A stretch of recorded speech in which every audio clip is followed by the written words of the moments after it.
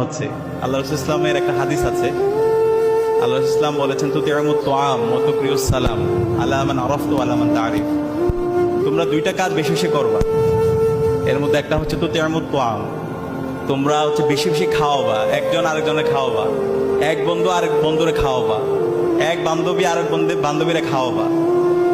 এরপর হচ্ছে ওয়া তুকরিউস সালাম, বেশি বেশি তোমরা সালাম দিবা। আলা মান আরাফতু ওয়া আলা মান তা'রিফ, পরিচিত অপরিচিত যাকে পাও। জীবনে যদি পড়ি, কারণ পৃথিবীতে এমন কয়েকজন মানুষ আছে যারা দুনিয়াকে পরিবর্তন করে দিয়েছে। তো তার মধ্যে যদি আমরা একজন মানুষ দেখি, উনি হচ্ছেন রাসূলুল্লাহ সাল্লাল্লাহু আলাইহি ওয়াসাল্লাম। আল্লাহ রাসূল সাল্লাল্লাহু আলাইহি ওয়াসাল্লামের প্রথম স্ত্রী, ওনার নাম কি আপনারা বলতে পারবেন? হযরত খাদিজা রাদিয়াল্লাহু তাআলা। মাশাআল্লাহ, আমার বোনেরা বলতে পারছে।